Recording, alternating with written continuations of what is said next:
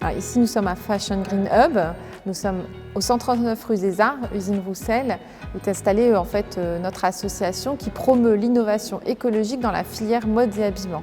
Donc on a 250 adhérents qui sont membres de notre association et cet espace est dédié à la fois à des événements, des formations et est aussi un lieu de fabrication et d'expérimentation pour construire ensemble un avenir de la mode plus durable à Roubaix.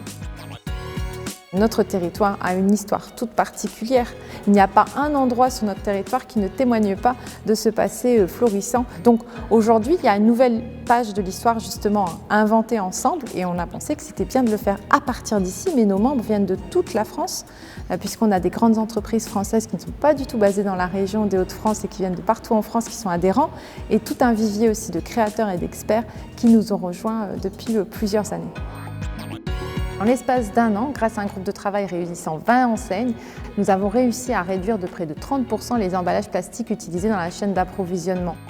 La coopération et la collaboration, c'est aussi notre atelier dédié à l'upcycling, au recyclage à haute valeur ajoutée par le design. Cet atelier a été à l'initiative des membres qui avaient des besoins en matière de recyclage d'invendus, d'invendables et chutes textiles présents dans leurs entrepôts. Et aujourd'hui, il répond aux besoins de valoriser pour en faire de nouveaux produits qu'ils proposent à leurs clients. C'est ça la coopération et la collaboration qui est au cœur de notre association et qui est notre ADN.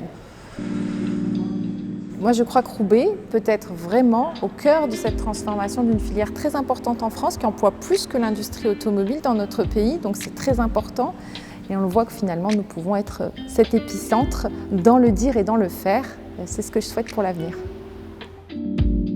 Mon vœu le plus cher, c'est que sans peur, on assume cette volonté et cette action de relocaliser une partie de la fabrication textile, parce qu'on a toutes les ressources. Nous avons des matières premières qui peuvent pousser dans la région, nous avons des matières textiles à recycler, nous avons beaucoup d'innovations dans l'utilisation de matières issues d'autres secteurs d'activité.